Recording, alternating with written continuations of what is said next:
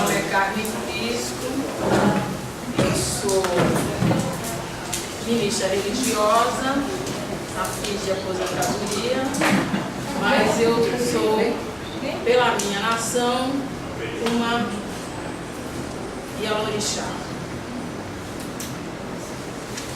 Mas eu estou aqui não como uma Ialorixá, eu estou aqui como uma mulher negra que está no movimento mesmo há mais de 50 anos e que vê a intolerância religiosa como mais uma manifestação de racismo. Nós somos uma religião, um grupo de tenistas, eles seriam contra o tênis. Porque somos negros, então tudo que a gente faz, eles têm um rumo da sociedade, que hoje é uma minoria, mas que eu descobri em pesquisa que sempre foi, desde o tempo da escravidão, os brancos eram minoria, e de alguma forma eles acham que só o pensar e o saber deles é que tem que ter fundamento e base. Mas o candomblé, o candomblé hoje, ele representa não apenas uma religião, mas ele representa o espaço onde a cultura dos escravos que vieram para o Brasil está guardada, está preservada, está sendo usada e transmitida.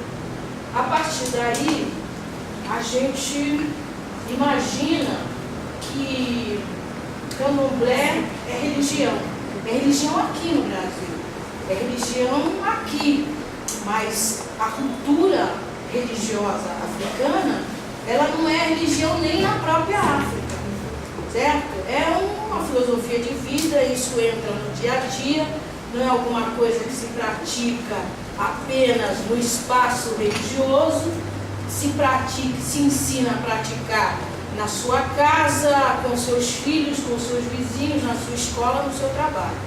Tá? Eu vou tentar explicitar aqui o que é real dentro do sagrado e que todo mundo às vezes pratica sem saber que é sagrado.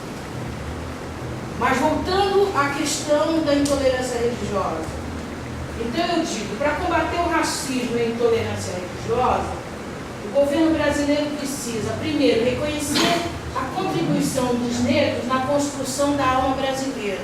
E isso eu vou falar durante a palestra. E segundo, tombar o candomblé brasileiro como patrimônio cultural intangível da humanidade. Porque no momento em que as políticas públicas fecharem os terreiros de candomblé e acabarem com o culto de religião de matriz africana, acabou a história do negro no Brasil. Depois que eles fecharem todos os terreiros com as leis de políticas públicas, que é a mesma de Bar, que pede rampa de acessibilidade, que não pede para a Igreja Católica, pede extintor de incêndio no salão, que não pede para a Igreja Católica, que pede 2 banheiros de saída de incêndio, que não tem na Igreja Católica, então nós não vamos nos enquadrar. Eles fecham um aqui, outro ali, através da lei municipal, acaba com os terreiros de candomblé no Brasil, e a partir daí, mais 50 anos, ninguém sabe que teve escravo aqui. Porque lá no começo os documentos foram destruídos. Os documentos de entrada dos escravos foram destruídos num certo momento aqui. Então ninguém sabe quantos bantos, quantos algejes, quantos nagôs vieram, de onde, esse mapa da diáspora é uma coisa que se fez agora, mas que não tem comprovação. Entendeu? Então acabou com o candomblé, acabou, ninguém vai saber mais o que é língua iorubá, ninguém vai saber mais o que é língua banto, eles vão apagar, isso vai virar um país que eles já apagaram a lembrança indígena, agora eles vão apagar e vai ficar um país colonizado, descoberto por portugueses e colonizados por europeus. Né? Mas vamos ao que interessa aqui. A gente começa pelo mapa da diáspora, que vai nos explicar a data em que, a época em que os escravos chegaram e de onde eles vieram. Eu não vou mostrar isso para vocês, porque eu tenho certeza que todos vocês têm acesso. E isso aqui pede uma palestra sozinho. O mapa da diáspora são 3 horas de assunto que a gente poderia transcorrer em outro momento. Mas eu posso dizer para vocês o seguinte, que o grupo Banto foi o primeiro grupo que chegou no Brasil e ele se misturou ao grupo indígena e eles juntaram as suas culturas e criaram talvez a primeira religião, a primeira manifestação religiosa de fundo africano e indígena, que existe até hoje, que é o candomblé de caboclo, o papá, que todo mundo conhece muito bem, que está muito mais lá na terra da nossa amiga ali, que é de Recife. Depois a gente tem os urubás, ou nagôs, e os sudaneses, que eram divididos entre urubás e jejes, mas que verdadeiramente hoje a gente fala jejes e nagôs, que no fundo é toda a mesma raiz. A raiz é jeje, e esses jejes se dividiram em 3 partes: os muçulmanos, que foram os não escravizados, os nagôs, que foram aqueles que resolveram trabalhar dentro da sociedade sem fazer guerra, e os jejes, que eram os guerreiros que acabaram com os engenhos de açúcar. E aqui, os guineses, sudaneses e muçulmanos, eles se tornaram uma elite do Brasil. E é até hoje, né? Você tem pouco conhecimento daqueles negros que são muçulmanos e que têm uma vida totalmente à parte, fora de todo o conceito trazido pelos jejes, nagôs e os bantos. E aqui os fons que chegaram aqui no final da diáspora e que também depois juntaram a sua cultura aos nagôs. Então a gente tem o povo de Jexá, por exemplo, que são nagôs e que se tornaram nagôs, mas eles não são da mesma região. Todos eles falando uma língua diferente, eles começaram a juntar seus conhecimentos e formar uma cultura própria dentro do Brasil. Então assim a gente começou a construir a religiosidade, que começa com angolas e congueses, né, que se juntaram aqui com os indígenas, que passaram para eles o segredo das plantas, e hoje esse conhecimento está dentro da nação do bate-folha, que é uma das nações mais famosas dentro do Brasil, que é o bate-folha, que é Angola, onde está a base do conhecimento religioso dos negros africanos de bantos, junto com os indígenas, tá? Depois você tem, no século XIX, chega a próxima leva de africanos, que são os jejes. Esses jejes, eles vêm com conhecimento muito forte, inclusive conhecimento de guerra e vontade de guerrear e tudo mais. Eles vêm com outro espírito diferente, aquele espírito pacífico do indígena brasileiro e do povo banto, aquela que eles aderiram ao solo. O jeje vem querendo voar, não querendo aceitar nada, mas através dos bantos e dos indígenas, eles se fortalecem, formam um grupo e ficam a parte do colonizador. Aí o jeje mais ou menos fica tranquilo, mas partiu dos jejes a ideia de quilombo. Até então, nenhum negro tinha estratégia de formar quilombo. Os jejes vieram com toda a estrutura de formação urbana, não sei se é urbana a palavra, mas de formação de cidades, de bairros, de vila, com administração, com uma pessoa governando, outros conselhos, formando conselhos e tudo mais. E isso a gente vai ver na formação do candomblé, que começa com Babalorixá, ou Ialorixá, depois vem grupos de Equetes, de Ogãs e tudo mais. E isso foi a ideia que os jejes trouxeram para formar os quilombos. Tá?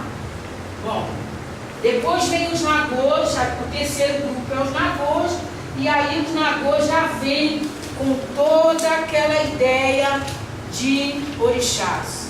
Até então não se falava de orixá, tinha manifestação religiosa, tinha culto religioso ao sol, a isso, aquilo, mas não tinha orixá. Os orixás vieram com os nagôs, que também são jejes, mas são da região de Oió e Fé, outra região. Tá?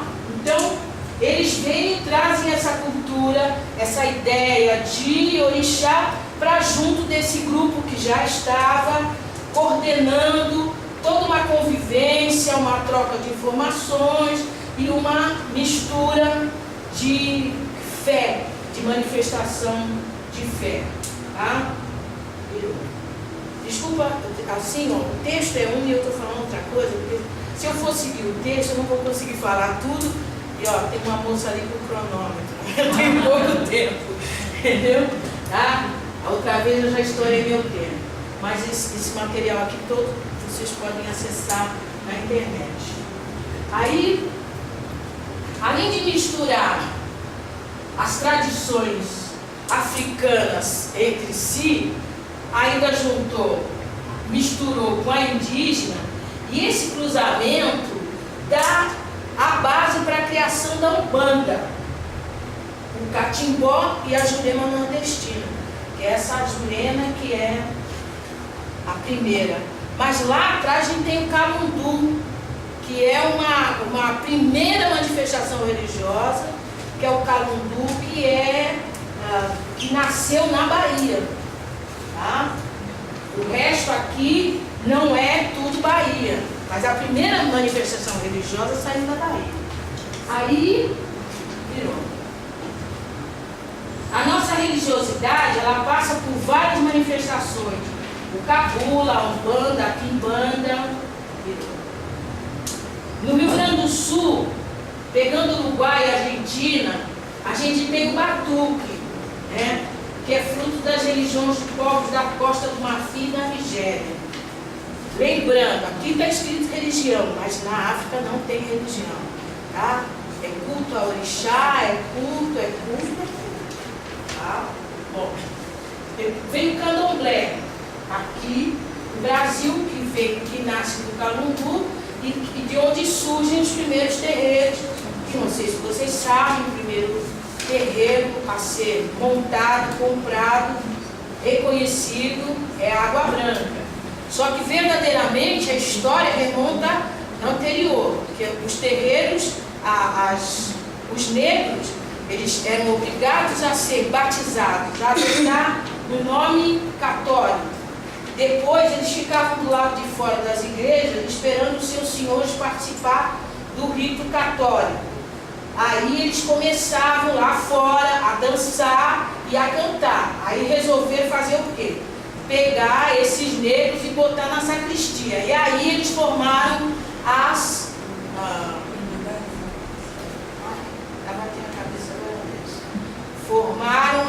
irmandades, tá? Através da igreja. A irmandade mais importante, talvez a mais antiga, não sei se é a primeira, mas eu acho que não, é a Irmandade da Boa Morte. Essas negras compravam joias de ouro e colocavam no baú da santa. E esse dinheiro era para elas proverem um futuro de liberdade. Compravam cartas de alforria, libertavam o escravo. Tem todo um sistema aí, até que o baú da santa foi roubado pelo padre. E aí elas resolveram investir o dinheiro delas em terra.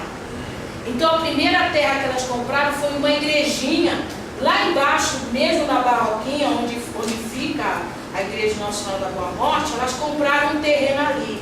Mas como esse terreno era muito perto da igreja, muito perto da cidade, elas trocaram por esse terreno do Matadouro, que é lá em cima do morro, que é hoje o terreiro da Casa Branca. O terreiro da Casa Branca foram onde todas se juntaram, jejes, nagôs, todo mundo se juntou ali, certo? Fizeram lá, trocaram informações, juntaram dinheiro, mandaram 2 pessoas à África para ir buscar fundamento da religião. Elas voltaram 5 anos depois. e aí foi fundado, foi plantada o primeiro Ixê, né, que foi um Ixê que hoje praticamente não existe mais, que é Jeje. Existe pouco Jeje no Brasil, mas foi plantado o primeiro Ixê.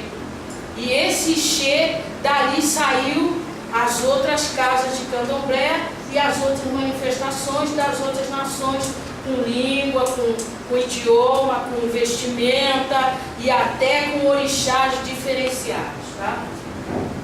Bom, a gente tem o Cabula, que também foi formado no século XIX, surgiu no século XIX, que inclui também o candomblé de caboclo, tem caboclo também, e que é precursor da Umbanda. Dizem que surgiu antes da Umbanda.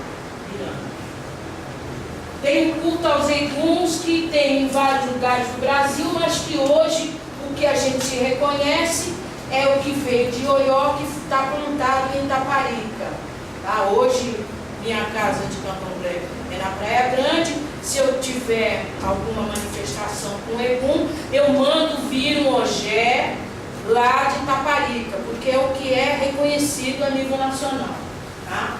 O catimbó é o catimbó da Jurema, que é também ligada à Jurema Sagrada e que também chega lá na Ayahuasca, fica lá dentro do Amazonas, Ayahuasca, que tem aquele chazinho que o pessoal toma.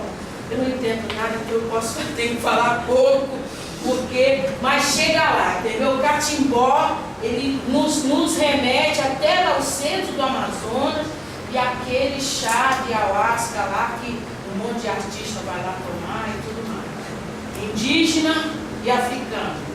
Tá? Umbanda, religião criada no Brasil por brancos, e que ela... Por branco? Por branco. O fundador da Umbanda é um homem branco. Essa é uma religião de brancos. Entendeu? Para branco. É verdade, não é uma piada, é verdade mesmo. O fundador, a Umbanda fez 100 anos agora. Em qualquer lugar que vocês entrarem na internet, vocês vão encontrar o nome do fundador da Umbanda. Entendeu? Tá? E que ela tem, a palavra tem um significado quimbundo, que é banto, né? Que é a palavra significa sacerdote, curandeiro. Em bando seria em banda. Em banda. Depois a gente tem a quimbanda, que ela sai diretamente da Umbanda. Tá? Não existe quimbanda sem Umbanda. Entendeu? A base da quimbanda é a Umbanda. Primeiro se faz a gira de Umbanda e depois se faz a de quimbanda, no mesmo lugar, pelas mesmas pessoas. Não se faz quimbanda sem fazer Umbanda. Ou então ao contrário, faz a quimbanda e depois fecha com a Umbanda, com os guias de Umbanda descendo, preto velho, caboclo. O Xambá é uma religião brasileira ativa lá em Pernambuco e Olinda, e alguns historiadores afirmam que está extinta. O Omolocô é um culto africano que acontece no Rio de Janeiro, mas que eu, em pesquisa, escrevi um livro e descobri que o Omolocô também entrou pela Bahia, não entrou pelo Rio de Janeiro, entrou com escravos da Bahia, e aí esses escravos eram muito irracíveis, então pegaram esse grupo de escravos e venderam para o Rio de Janeiro. Eles meio que começaram a plantar a raiz deles lá, e depois todos foram mandados para o Rio. Então não sobrou nada da religião Omolocô lá dentro do Rio de Janeiro, dentro da Bahia. Depois parte deles foi levado para o Paraná, Rio Grande do Sul. Então você tem uma manifestação Omolocô no Rio destacado, no Rio Grande do Sul, e que no Rio Grande do Sul até meio que muda de nome, chama Blé. Aí você vai no Rio Grande do Sul, eu vou no Blé, é Blé, para eles é Blé. Mas é engraçado, eu achei que era piada, mas não é piada, todo mundo fala normalmente assim mesmo. Você é do Blé? Eles perguntam para mim, mim no Face, você é do Blé, eu achando que era piada, diminutivo, não é, eles chamam Blé mesmo. E a roupa deles é muito interessante, e eles fazem uma mistura de cultura, e eles vão até entre a Argentina, isso e aquilo. Então na Argentina tem um monte de gente lá que recebe Exu, que faz gira não sei o que, eles arreiam umas comidas só vendo pelo Facebook para ver, que é um candomblé meio que já tomou outra figura, entendeu? Tem muito da Umbanda, aquelas cortinas enormes, brancas, imagem de Oxalá, entendeu? Que o candomblé não tem. Então, meio que mudou. E aqui no Rio de Janeiro tem a influência de caboclo, do cabula, né? Então, também não é um candomblé de raiz puro mesmo. Eu não sei, não conheço ninguém do Monopólio. Bom, aqui eu vou falar do Reduto de Resistência e Organização Social. Não vou falar de quilombo, mas vocês vão lembrar o que eu falei anteriormente, né? Aqui é Casa Branca. Isso aqui é um matadouro em cima do morro, tá? Então, essas casinhas todas aqui, tem a casa central e depois cada casa aqui é oferecida a um orixá. Porque o culto ao orixá, ele é um arremedo disso que a gente vê hoje no candomblé.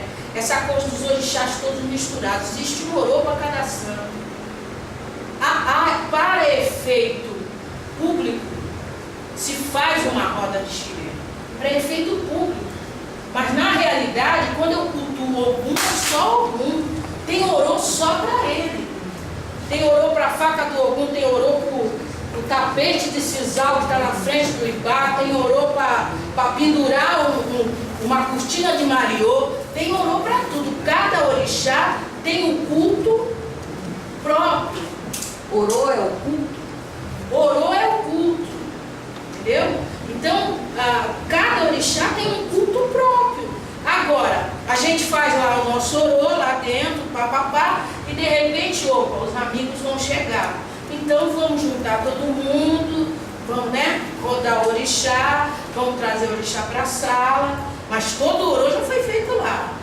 Aí vamos trazer o orixá para a sala, vamos cantar todas as cantigas desse orixá, vamos botar esse orixá para demonstrar toda a sua história, toda a sua cultura, né, através da dança.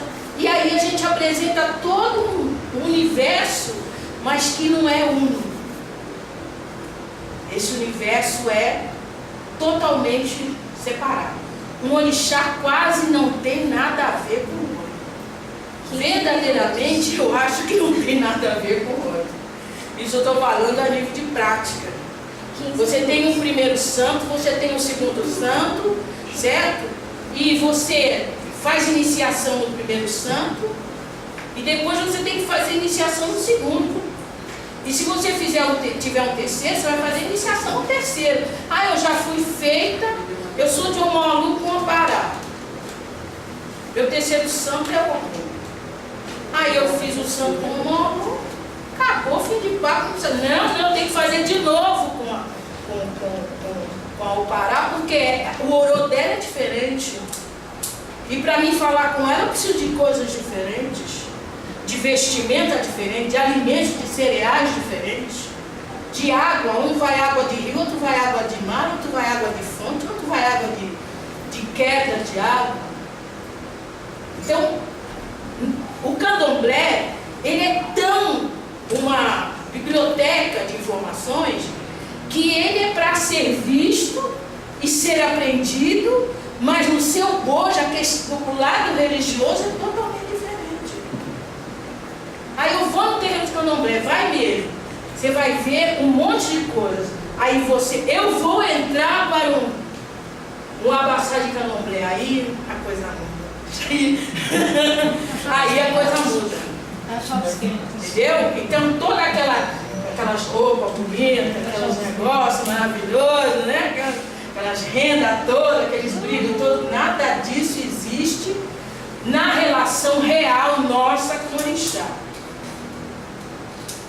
O orixá, para falar com nossos orixás, a gente tem que estar vestido de maneira totalmente diferente do que a gente se veste para fazer o candomblé na sala. Nós, jejes, hoje eu estou sentindo falta, que a minha nora não colocou meu pano da costa. Eu não ando sem meu pano da costa. Eu tenho um pano quase do tamanho desse aqui, quase desse tamanho, mas é sempre de algodão, com estampa ou sem estampa, e esse pano é meu tudo.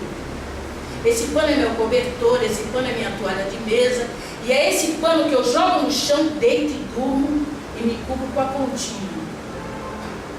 Para o jeje, o pano da costa é uma das coisas mais importantes. Quando vocês verem uma mulher negra com um pano assim, jogado assim, ela pode estar vestida de calça jeans, de camiseta, ela é jeje e ela é iniciada ao chão. Tem coisas, então quando as pessoas dizem que conhecem, a religião de matriz africana não conhece. Mas aqui é assim. Aqui dá uma explicação do que é candomblé, é lugar de costumes do negro, né?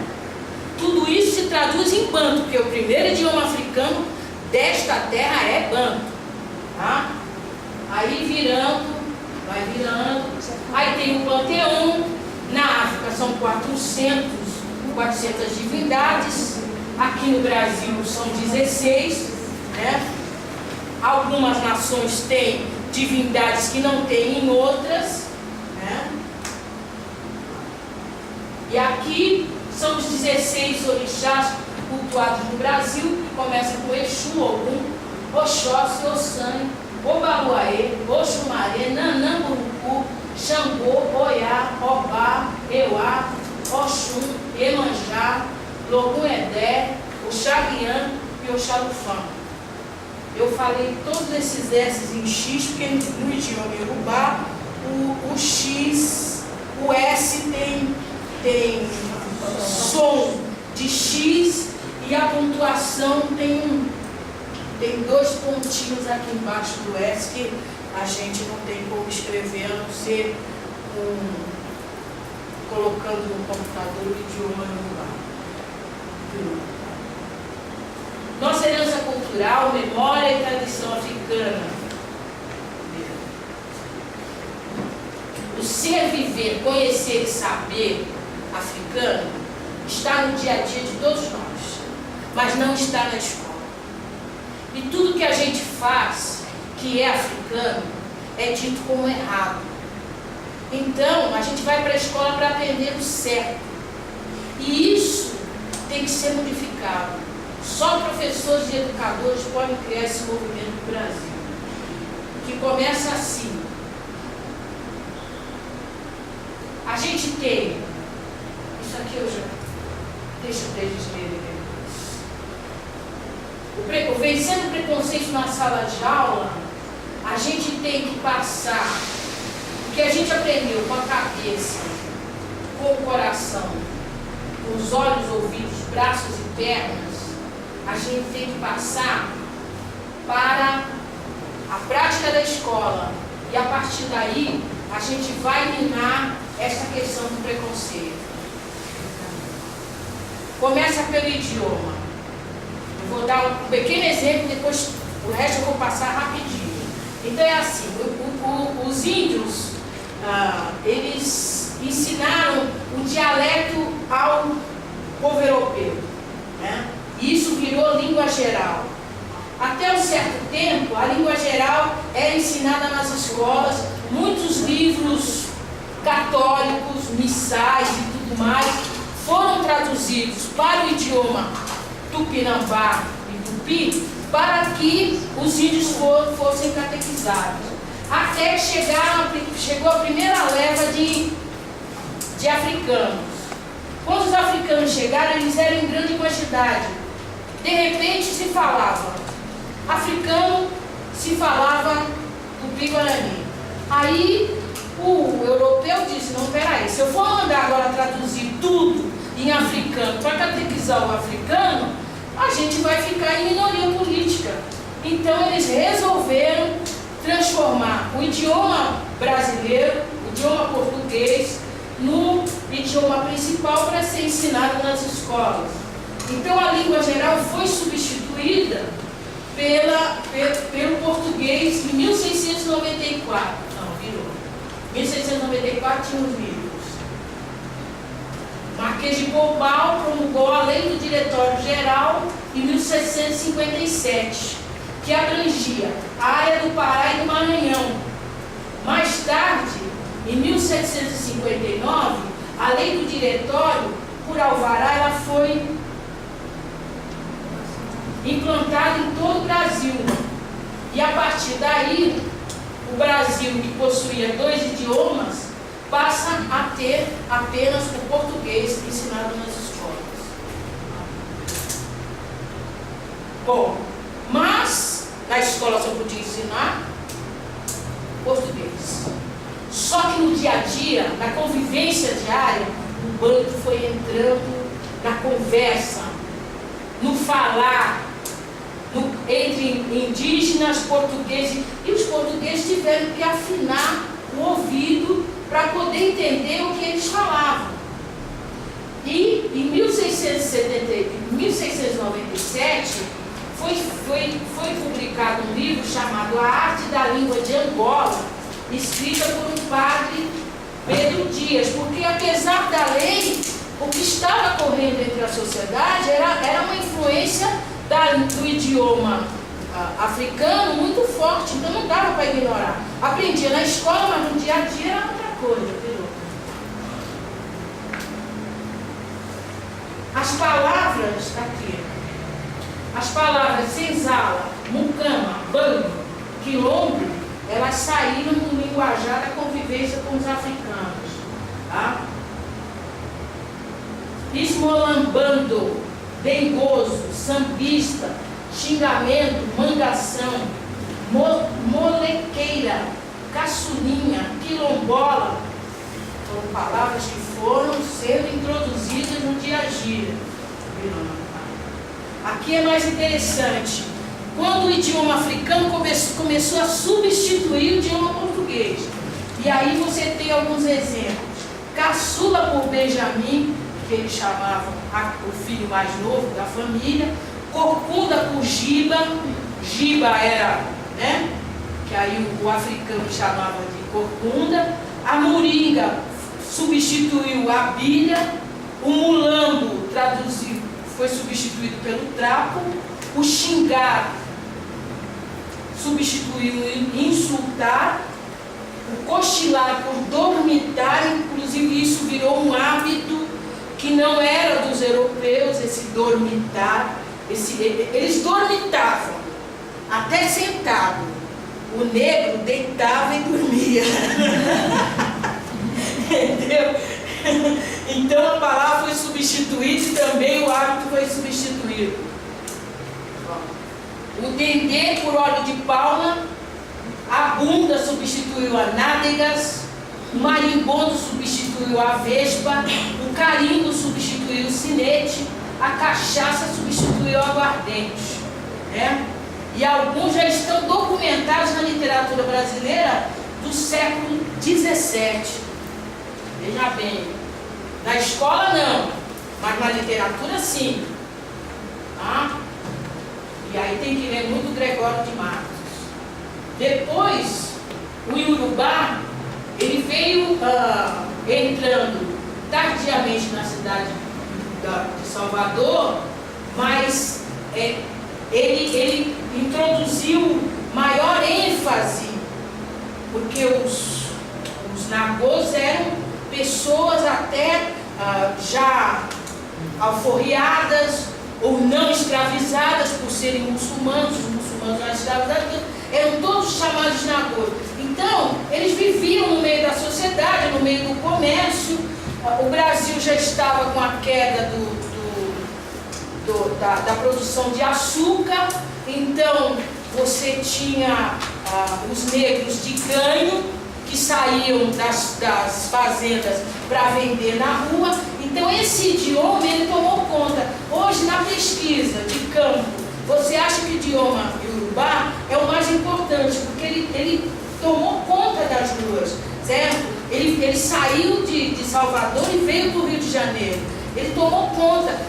Mas verdadeiramente não é isso. A língua mais importante na história da diáspora é o banto. Né? Mas todo mundo fala uma coisinha de Urubá, aquilo ali.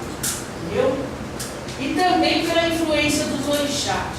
Aí, vamos ver. Aí, aqui eu tenho alguns exemplos do cochilo, né? Que virou um hábito, a palavra axé, que representa muito a questão do negro, né? A questão da religiosidade africana. Depois a gente tem a palavra moleque, o chamego ou cafuné, que tem vários significados. Oxalá, que já no tempo do Império, a palavra Oxalá queria dizer permita a Deus, graças a Deus, Oxalá aconteça. Quer dizer, eles já falavam língua africana, entendeu? E dizia que não falava, e continua até hoje. Né? Aí, o plural. Isso aqui é muito interessante. Do ponto de vista da morfologia e da sintaxe, a língua iorubá, na língua iorubá, a composição do plural do substantivo se dá pela flexão dos artigos. Tem algum professor de português aqui? Pela flexão dos artigos que os precedem. Enquanto no idioma português se constrói o plural flexionando os substantivos na estrutura da língua iorubá, isso se faz apenas com os artigos. Exemplo, na língua portuguesa a construção do plural de a casa fica as casas. Em iorubá flexiona-se o artigo e fica as casas. Então não é errado. A pessoa não está falando português errado, ela está falando de iorubá. Virou. Vogal consoante. Na língua iorubá e banto, não se utiliza consoante na pronúncia das palavras quando essas estão no final da palavra. Na língua portuguesa, tais consoantes fazem parte da regra gramatical. Ao afirmar essa configuração linguística, vamos encontrar na pronúncia brasileira as palavras terminando com as vogais. Cantar, quando deveria, segundo a língua portuguesa, ser cantar. Comer, ao invés de comer. Pular, e se tratando de pular, essa tendência está relacionada à estrutura silábica da língua iorubá. Tá? Virou. A terceira, encontro de consoantes. Aqui, é comum no falar cotidiano encontrarmos as palavras com tais encontros consonantais sendo desfeitos com a inserção de uma vogal entre as consoantes. Aqui o exemplo clássico é a palavra salvar, que em função do desdobramento das consoantes L e V é acrescida a vogal A, precedida de E, resultando a palavra saravá. Algo muito parecido acontece com a palavra flor. Nas letras F e L vão receber a vogal U entre si, o que resulta da palavra fulô, sem o R, final em função do que explicamos acima, que seria na página anterior. Tá? Então, eu acredito que isso tem que voltar para a escola. Isso tem que virar matéria de escola. Isso tem que virar matéria de escola. Isso, essa pequena pesquisa que eu fiz tem que virar livro didático, tem que virar lei de diretrizes e base dentro da educação brasileira, para que a gente possa recuperar o respeito que o negro não tem no Brasil. Isso a nível geral. Tá? Fala errado, caipira, não sei o quê, qualquer coisa, não é nada, né? Ele está repetindo falar dos seus ancestrais que passa de minha avó falava assim, diz a avó, o neto aprende, aí está falando errado, não está falando errado. Tá?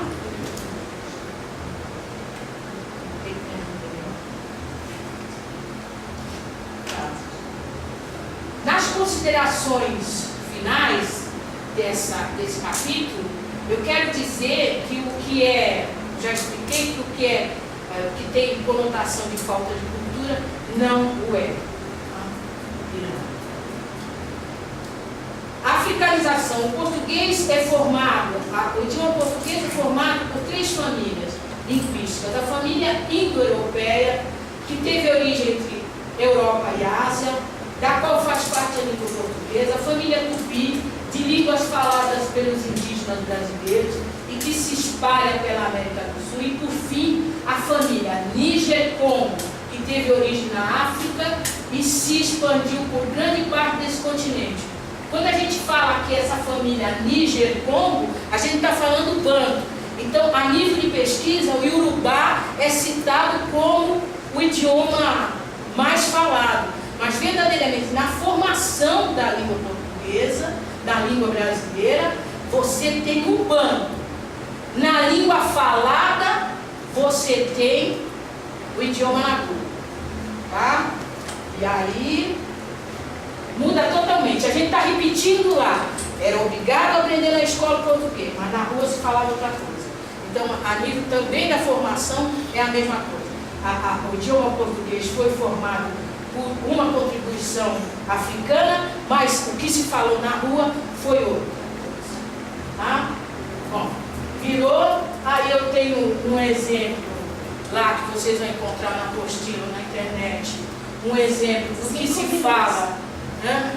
Tá, virando, do que se fala nos terreiros de Angola, que é raiz banto, nos terreiros Jeje, virou. Depois lá vocês vão ter oportunidade de ver como se fala dentro do terreiro de Candomblé, se fala o idioma da raiz africana. Tá, Queto, outro idioma, outros costumes, outras comidas, e aí na culinária virou. A gente tem a contribuição africana, virou.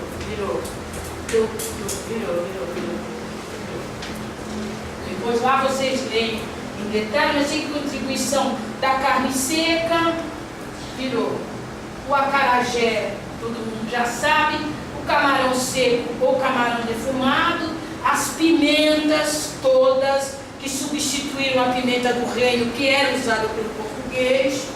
Vamos. Aí a gente tem o azeite de dendê, o azeite de palma, não só o azeite como o vinho de palma também. O quiabo, que não existia na Europa, que veio da África direto para o Brasil. Tá? Aqui, como exemplo, o amalá, o acarajé, a bará, virou. A berém. Isso tudo está na culinária. Isso aqui não está dentro do terreiro do Candomblé, isso aqui está na culinária, gente. Tem restaurante na Bahia que você entra para comer isso. E na Europa também. A dó, virou.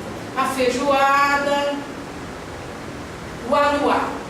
Em relação ao aluá, eu tenho uma coisa interessante para mostrar para vocês, que começa aqui, ó. Volta só um pouquinho. Que é a comida vendida nas ruas da Bahia no século XVIII. Aí já a falência dos engenhos de açúcar, já então tinha que botar os escravos para vender, produziam comida, pegavam água, pescavam, faziam um monte de coisa e botavam no tabuleiro ou então num varal, botava aquilo no rumo e saía vendendo água, vendendo isso, vendendo aquilo, para levar o dinheiro para dentro da casa do seu senhor. O rei de Portugal já tinha fugido para Portugal, já tinha levado o dinheiro do Banco do Brasil. Então esses escravos que um dia foram patrimônios dos senhores das fazendas de açúcar, de cana-de-açúcar, eles já não eram mais patrimônio, já não era mais riqueza, já não valia de nada. Entendeu? Então, aí verdadeiramente eles viraram provedores dessa família de forma mínima. Então eles foram para a rua, o que hoje é tradição em Minas Gerais, isso e aquilo começou lá na falência das fazendas de açúcar. Aí, um certo cidadão chamado Luiz dos Santos Vilhena, Luiz dos Santos Vilhena, que foi professor de grego na Bahia, ele escrevia carta para os amigos e isso aí futuramente foi publicado. E na terceira carta, em 1802 foi publicado. Na virando.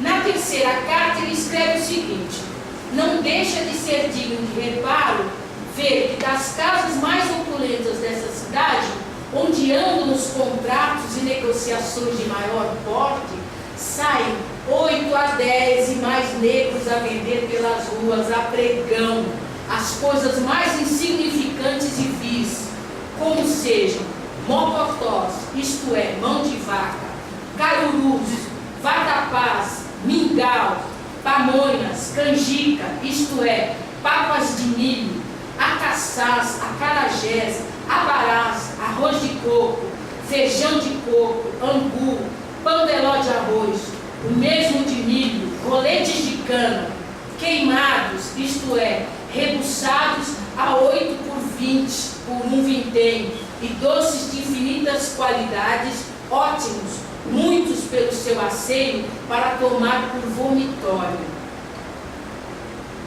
O que mais escandaliza é uma água suja, com mel e certas misturas que chamam aluá, que faz por vezes limonada para os negros.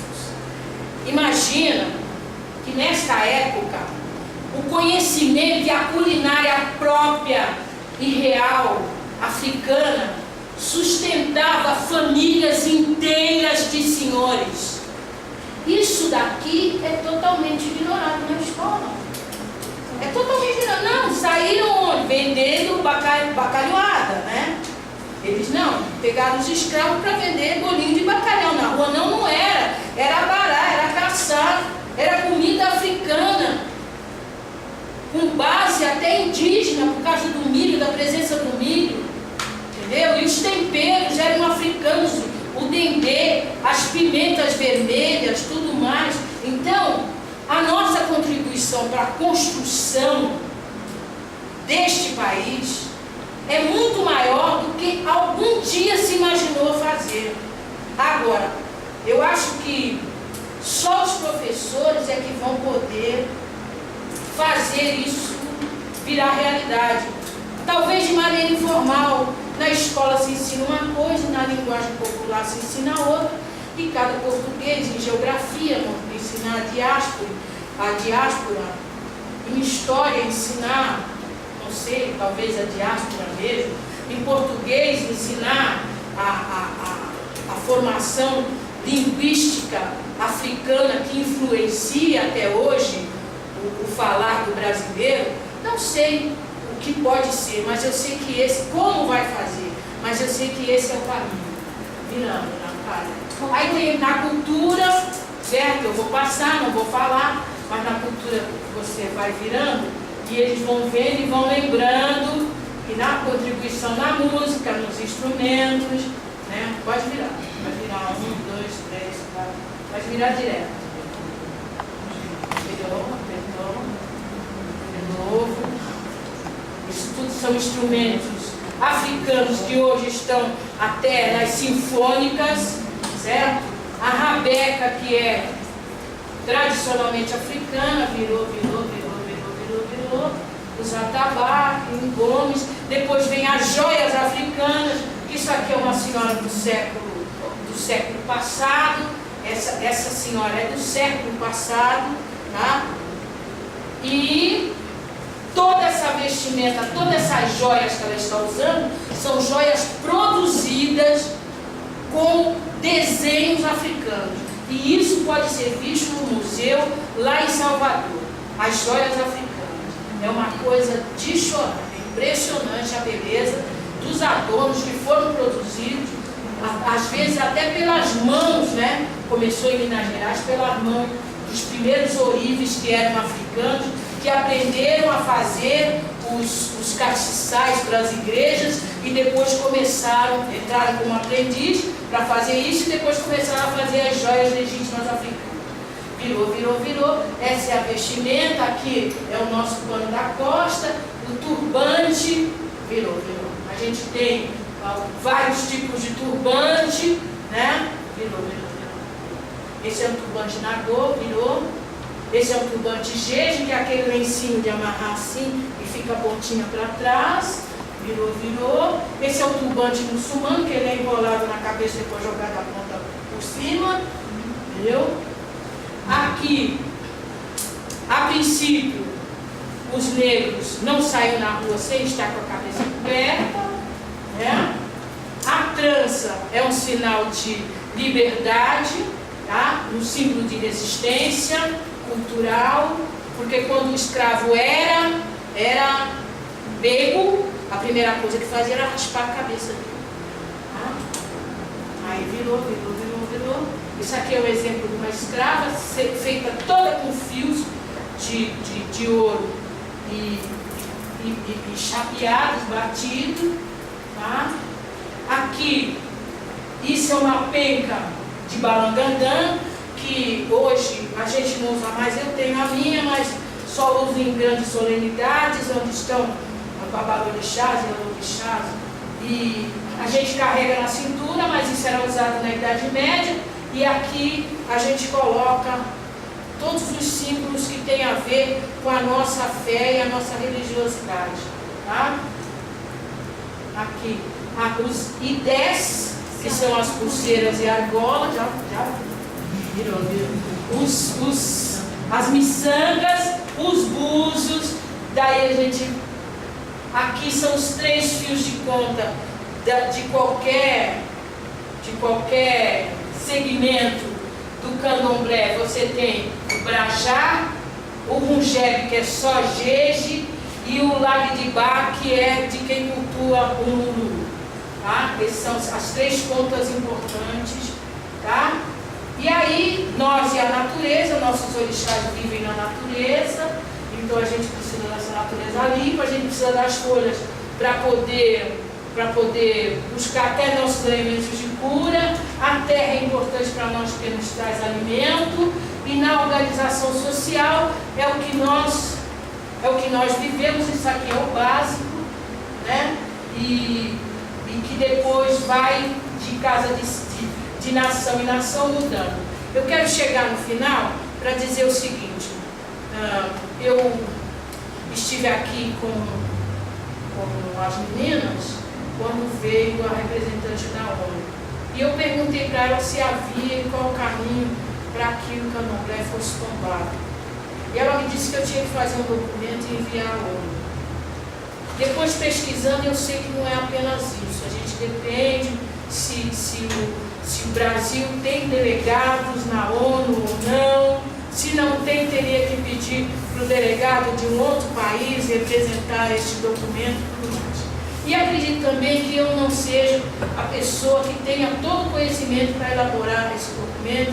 Esse documento teria que ser elaborado por pesquisadores, historiadores, lá sei, antropólogos, um grupo de intelectuais, para que ele fosse um documento que contivesse tudo que fosse necessário para que fosse acatada essa ideia.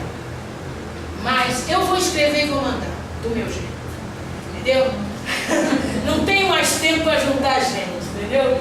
Então eu vou mandar, e algum efeito há de ter, espero que tenha, né? Aqui tem uma explicação de quando e como esses tombamentos acontecem, né, que vai estar lá na apostila, que vocês podem pegar. E se algum de vocês tiver a oportunidade de comprar essa ideia, né, como educadores, como pessoas intelectuais, eu gostaria imensamente de saber. Está aqui,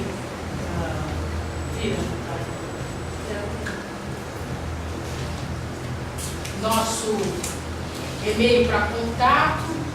Alguma contribuição de vocês eu agradeço. Muito obrigada.